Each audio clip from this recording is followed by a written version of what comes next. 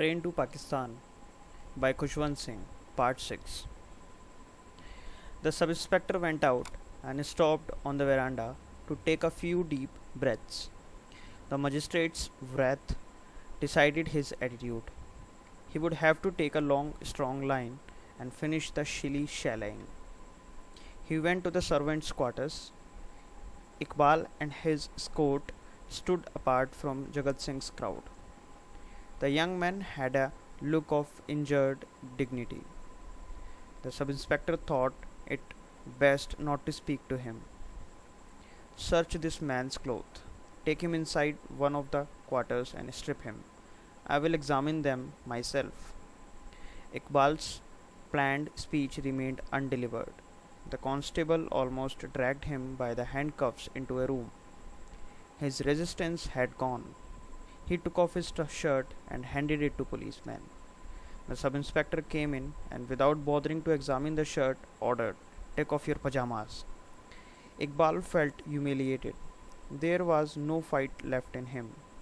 There are no pockets to the pajamas. I cannot hide anything in them. Take them off and do not argue. The sub inspector slapped his khaki trousers with his swagger stick to emphasize the order. Iqbal loosened the knot in the coat. The pajama fell in a heap around his ankles. He was naked, save for the handcuffs on his wrists. He stepped out of the pajama to let the policeman examine them. "No, that is not necessary," broke in the sub inspector. "I have seen all I wanted to see. You can put on your clothes. You say you are a social worker. What was your business in Mano Majra?" "I was sent by my party," answered Iqbal, retying the note in the cord of his pajamas. "What party?" "People's Party of India." Sub Inspector looked at Iqbal with a sinister smile. "The People's Party of India?" he repeated slowly, pronouncing each word distinctly. "You are sure it was not the Muslim League?" Iqbal did not catch the significance of the question. "No, why should I be the member of the Muslim League? The sub inspector walked out of the room before Iqbal had finished his sentence. He ordered the constables to take the prisoners to the police station. He went back to the rest house to report his discovery to the magistrate. There was an obsequious smile on his face. "Cherisher of the poor. It is all right. He says he has been sent by the People's Party, but I am sure he is a Muslim Leaguer. They are much the same. We would have to arrest him in any case if he was up to mischief so near the border. We can charge him with something or other later." "How do you know he is a Muslim Leaguer?" The sub inspector smiled confidently. "I had him stripped." Hukum Chand shook his glass to churn the dregs of chalk at the bottom and slowly drank up the remaining portion of the seltzer. He looked thoughtfully into the empty tumbler and added, "Fill in the warrant of arrest correctly. Name Muhammad Iqbal, son of Muhammad something or other, or just father unknown. Caste Musalman. Occupation Muslim League worker." The sub inspector saluted dramatically. Wait. Do not leave things half done. Enter in your police diary words to the effect that Ramlal's murders have not yet been traced, but that information about them is suspected soon. Didn't you say Jagga has something to do with it?" "Yes, sir. The dacoits threw glass bangles in his courtyard before leaving. Apparently, he had refused to join them in their venture. Well, get the names out of him quickly. Beat him if necessary." The sub inspector smiled. "I will get the names of the dacoits out of him in 24 hours and without any beating." Yes, get them in any way you like," answered Hukumchand impatiently. "Also, enter today's 2 arrests on the separate page of the police station diary with other items in between. Do not let there be any bungling." The sub inspector saluted again. "I will take good care, sir." Iqbal and Jagga were taken to Chundu Nagar police station in the Tonga. Iqbal was given the place of honor in the middle of the front seat. The driver parked himself on the wooden shaft alongside the horse flank, leaving his seat empty. Jagat Singh sat on the rear seat between 2 policemen. It was a long and dusty drive on an unmetalled road which ran parallel to the railway track. The only person at ease was Jagga. He knew the policeman, and they knew him, nor was the situation unfamiliar to him. You must have many prisoners in the police station these days, he stated. No, not one, answered one of the constables. We do not arrest rioters. We only disperse them, and there is no time to deal with other crimes. Yours are the first arrests we have made in the last 7 days. Both cells are vacant. You have one you have you can have one all to yourself. Babuji will like that, Jagga said. Won't you, Babuji? Iqbal did not answer. Jagga felt slightly snubbed and tried to change the subject quickly. You must have a lot of work to do with this Hindustan Pakistan business going on, he remarked to the constable. Yes, this is all this killing, and the police force has been reduced to less than half. Why? Have they joined up with Pakistan? We do not uh, we do not know whether they have joined up on the other side. They kept protesting that they did not want to go at all. On the day of independence, the Superintendent Sahib disarmed all Muslim policemen and they fled. Their intentions were evil. Muslims are like that. You can never trust them. Yes, another added another policeman. It was the Muslim police taking sides which made the difference in the riots. Hindu boys of Lahore would have given the Muslims hell if it had not been for their police. They did a lot of julam. Their army is like that too. Baluch soldiers have been shooting people whenever they were sure there was no chance of running into Sikhs or Gurkha troops. They cannot escape from God. No one can escape from God, said Jagat Singh vehemently. Everyone looked a little surprised. Even Iqbal tuned round to make sure that the voice was Jagat Singh's. Isn't that right, Babuji? You are a clever man. You tell me, can anyone escape the wrath of God? Iqbal said nothing. No, of course not, Jagga answered himself. I tell you something which Bhai Meet Singh told me. It is worth listening to, Babuji. It is absolutely 16 annas worth in the rupee. Every rupee is worth 16 annas, thought Iqbal. He refused to take interest. Jagga went on. Bhai told me of a truck full of Baluch soldiers who were going from Amritsar to Lahore. When they were getting near the Pakistan border, the soldiers began to stick bayonets into Sikhs going along the road. The driver would slow down near a cyclist or a pedestrian. The soldiers on the footboard would stab him in the back, and the driver would accelerate away fast. They killed many people like this and were feeling happier and happier as they got nearer Pakistan. They were within a mile of the border and were traveling at great speed. What do you think happened then? What?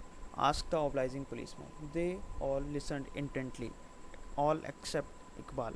Even the driver stopped flogging the horse and looked back.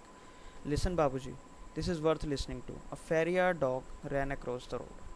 The very same driver of the truck who had been responsible for killing so many people swerved sharply to the right to avoid the dog, a mangy farrier dog. He crashed into a tree. The driver and the two of the soldiers were killed. All the others seriously wounded. What do you say to that? Policeman murmured approval. Iqbal felt irritated.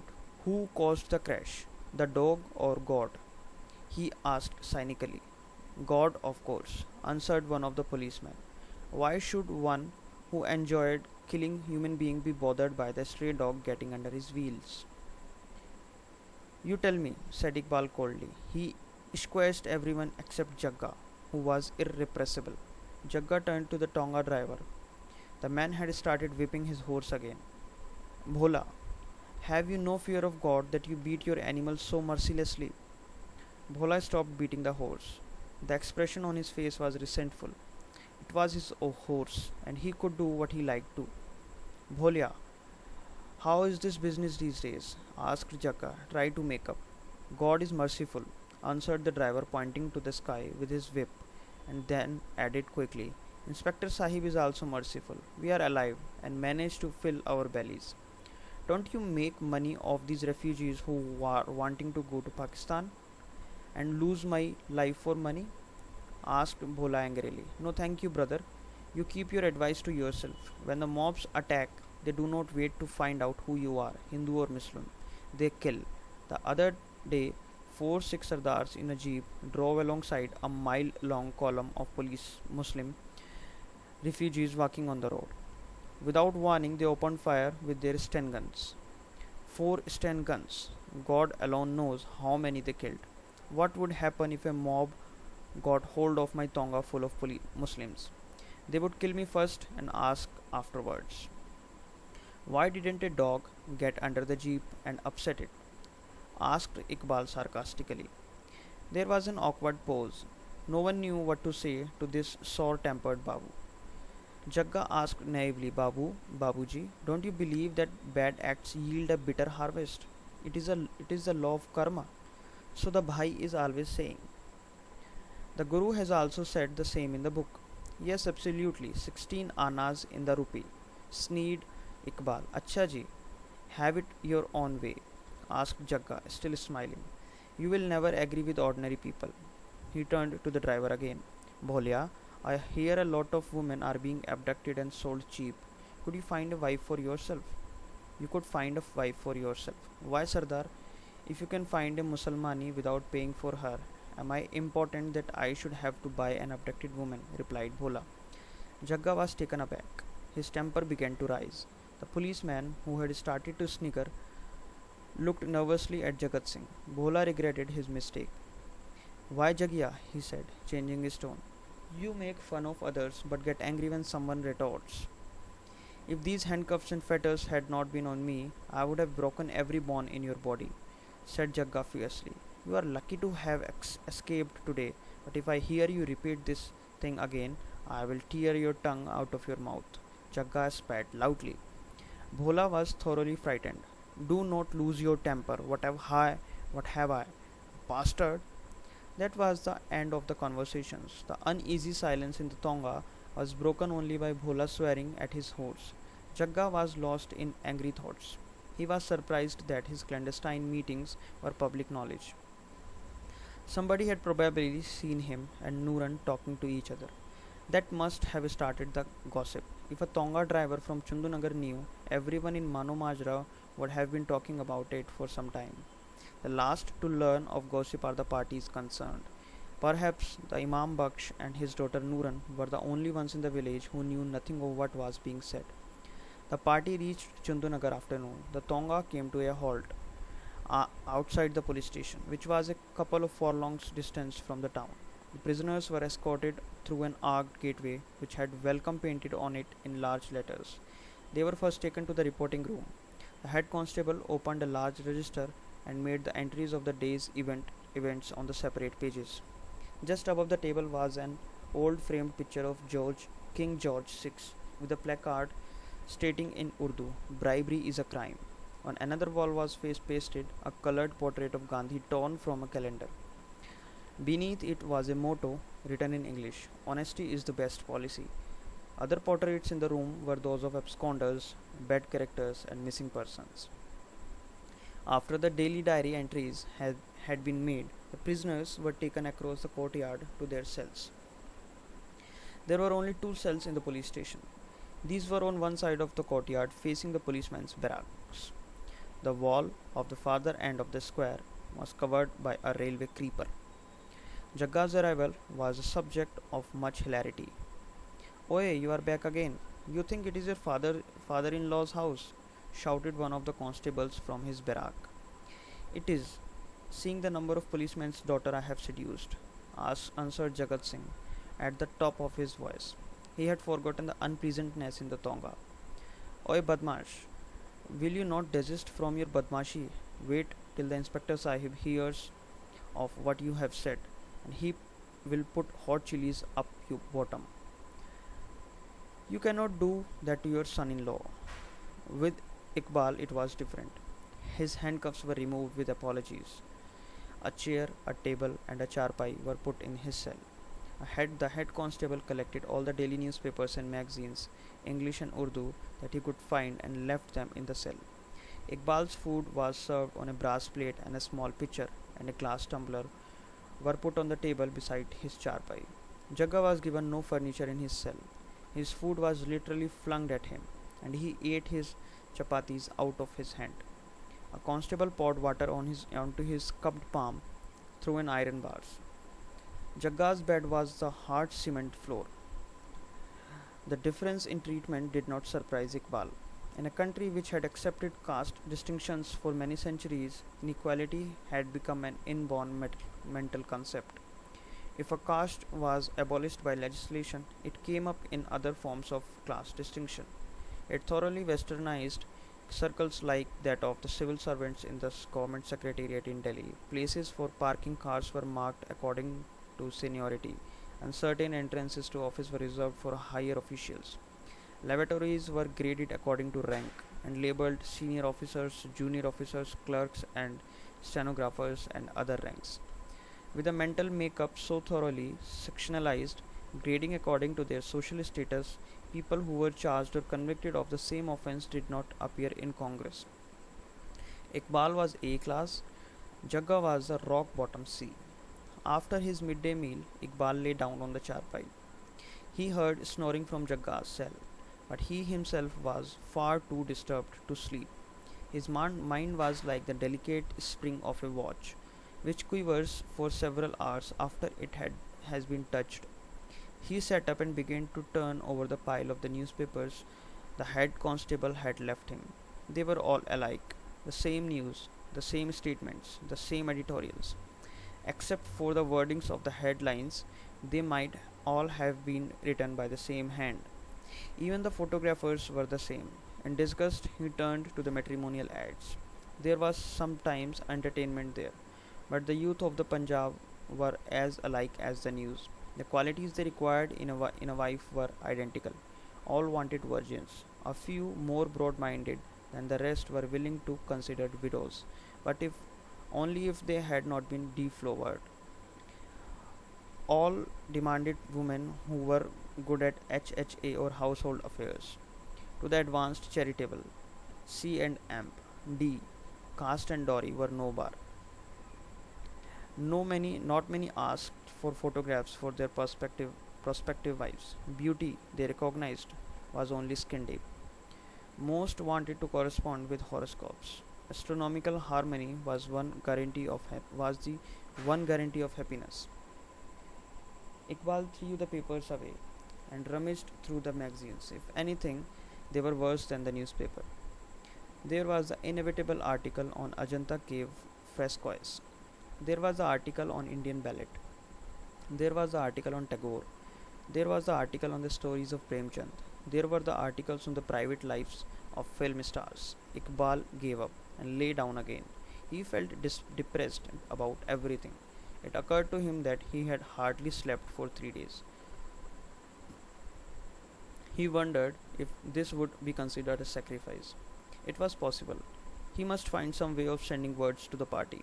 Then perhaps he fell asleep with visions of banner headlines announcing his arrest, his release, his triumphant emergence as a leader.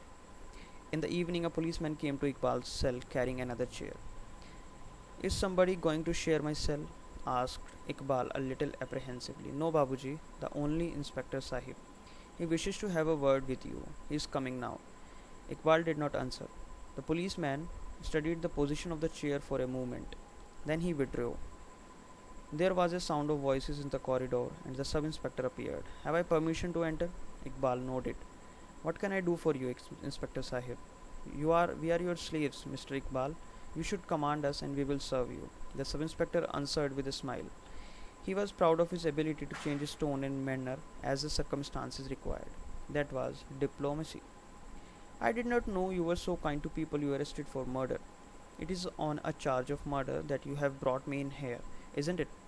I do not suppose your policeman told you I came to Mano Majra yesterday on the same train as they did.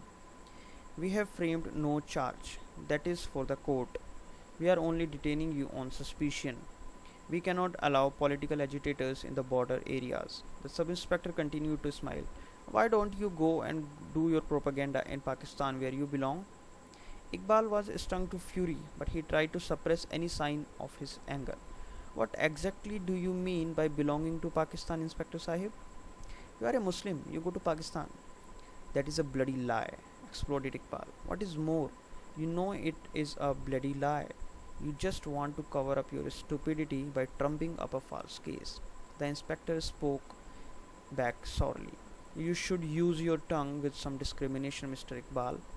I am not in your father's pay to have to put you with your bloodies. Your name is Iqbal and you are circumcised. I have examined you myself. Also, you cannot give any explanation for your presence in Mano Mazra. That is enough. It will not be enough when it comes up in court and in the newspaper. I am not a Muslim, not that matters. And what I came to Mano Mazra is for none of your business. If you do not release me within 24 hours, I will move a habeas corpus petition and tell the court the way you about your duties.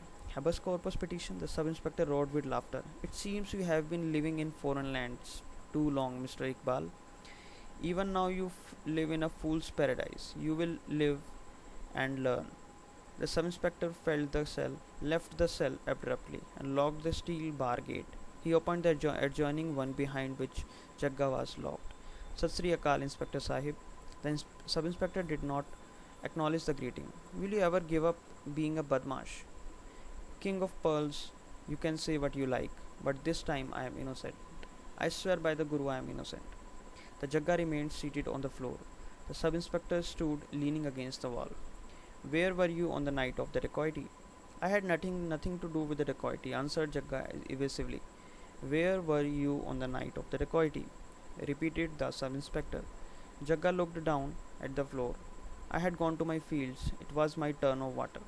Sub inspector knew he was lying. I can check up the turn of water with the canal man. Did you inform the lumberdar that you were going out of the village? Jagga only shuffled his feet and kept on looking at the floor. Your mother said you had gone to drive away wild pigs. Jagga continued to shuffle his feet. After a long pause, he said again, I had nothing to do with the dacoity. I am innocent. Who were the dacoits? King of pearls, how should I know who the dacoits were? I was out of the village at the time. Otherwise, you think anyone would have dared to rob and kill in Mano Majra? Who were the dacoits? Repeated the sub inspector menacingly. I know you know them. They certainly know you. They left a gift of glass bangles for you. Jagga did not reply. You want to be whipped on your buttocks or have red chilies put up your rectum before you talk? Jagga winced. He knew what the inspector meant. He had been through it once. Hands and feet pinned under legs of charpai with half a dozen policemen sitting on them. Testicles twisted and squeezed till one becomes senseless with pain. Red chilies thrust up the rectum by rough hands, and the sensation of having the tail on fire for several days. All this, and no food or water, or hot spicy food with a bowl of shimmering cool water put outside the cell just beyond one's reach. The memory shook him. No, he said, for God's sake, no. He flung himself on the floor and clasped the sub inspector's shoe with both his hands. Please, O King of Pearls. He was ashamed of himself, but he knew he could never endure such torture again. I am innocent. By the name of the Guru, I had nothing to do with the dacoity. Seeing 6'4" of muscle cringing at his feet gave the sub inspector a feeling of elation. He had never known anyone to hold out against physical pain. No one. Pattern of torture had to be carefully chosen. Succumb to hunger, others of the Iqbal type, to the inconvenience of having to defecate in front of the policeman. Some to flies sitting on their faces smeared with treacle, with their hands tied behind them. Some to lack of sleep. In the end, they all gave in. I will give you 2 days to tell me the names of the dacoits, he said. Otherwise, I will beat your behind till it looks like the tail of a ram. The sub inspector freed his feet from Jagga's hand and walked out. His visits had been a failure. He would have to change his tactics. It was frustrating to deal with two people so utterly different. Dacoity Part End. Kaliyug Start. Early in September, the time schedule in Mano Majra started going wrong. Trains become less punctual, than ever before, and many more started to run through at night. Some days it seemed as though the alarm clock had been set for the wrong hour. On others, it was as if no one had remembered to wind it. Imam Baksh waited for Meet Singh to meet the first start. Meet Singh waited for the mullah's call to prayer before getting up. People stayed in bed late without realizing that the times had changed and the mail train might not run through at all. Children did not know when to be hungry and clamored for food all the time. In the evenings, everyone was indoors before sunset and in bed before the express came by, if it did come by. Goods trains had stopped running altogether, so there was no lullaby to lull them to sleep. Instead, ghost trains went past at odd hours between midnight and dawn, disturbing the dreams of Mano Majra. This was not all that changed the life of the village. A unit of 6 soldiers arrived and put up tents near the railway station. They built a 6 foot high square of sandbags about the base of the signal near the bridge and mounted a machine gun in each face. Armed sentries began to patrol the platform and no villagers were allowed near the railings. All trains coming from Delhi stopped and changed their drivers and guards before moving on to Pakistan. Those coming from Pakistan ran through with their engines screaming with relief and release. One morning, a train from Pakistan halted at Mano Majra railway station. At first glance, it had the look of the trains in the days of peace. No one sat on the roof, no one clung between the bogies, no one was balanced on the footboards, but somehow it was different. There was something uneasy about it. It had a ghostly quality. As soon as it pulled up to the platform, the guard emerged from the tail end of the train and went into the station master's office. Then the two went to the soldier's tent and spoke to the officer in charge. The soldiers were called out and the villagers loitering about were ordered back to Mano Majra. One man was sent on a motorcycle to Chandunagar. An hour later, the sub-inspector with about 50 armed policemen turned up the station. Immediately after them, Mr. Hukum Chand drove up in his American car. The arrival of the ghost train in broad daylight created a commotion in Mano Majra. People stood on their roofs to see what was happening at the station. All they could see was the black top of the train stretching from one end of the platform to the other. The station building and the railings blocked the rest of the train from the view. Occasionally, a soldier or a policeman came out of the station and then went back again.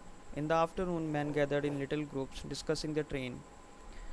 The groups merged with each other under the peepal tree, and then everyone went into the Gurudwara. Women who had gone from door to door collecting and dropping bits of gossips assembled in the headman's house and waited for their menfolk to come home and tell them what they had learned about the train. This was the pattern of the things at Mano Majra when anything of consequence happened. The women went to the headman's house, the men to the temple.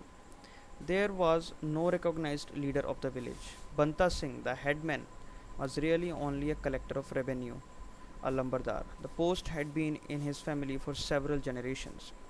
He did not own any more land than the others, nor was he a head in any other way. He had no heirs about him. He was a modest, hard-working peasant like the rest of his fellow villagers. But since government officials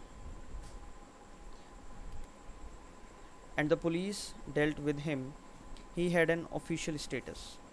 Nobody called him by his name. He was O Lambardar, and his father and his father's father and his father's father's fathers had been before him. The only man who voiced their opinions at village meeting were Imam Baksh, the mullah of the mosque, and Bhai Meet Singh. Imam Baksh was a weaver, and the weavers were traditionally the butts of the jokes in the Punjab. They were considered effeminate and cowardly, a race of cuckolds whose women are always having liaison with others. A series of tragedies in his family had made him an object of pity and then of affection. The Punjabis love people they can pity. His wife and only son had died within a few days of each other. His eyes, which had never been very good, suddenly became worse and he could not work his looms anymore. He was reduced to beggary with a baby girl, Nuran, to look after. He began living in the mosque and teaching Muslim children the Quran. He wrote out verses from the Quran for the village folk to wear as charms or for the sick to swallow as medicine. Small offerings of flour, vegetables, food, and cast off clothes kept him and his daughter alive. He had an amazing fund of anecdotes and proverbs which the peasants loved to hear. His appearance commanded respect. He was a tall, lean man, bald save for a long for a line of white hair which ran around the back of his head from ear to ear. He had a neatly trimmed silky white beard that he occasionally dyed with henna or a deep orange red. The cataract in his eyes gave them a misty philosophical look. Despite his 60 years, he held himself erect. All this gave his bearing a dignity and an aura of righteousness. He was known to the villagers not an Imam Baksh or the Mullah, but a Chacha or uncle.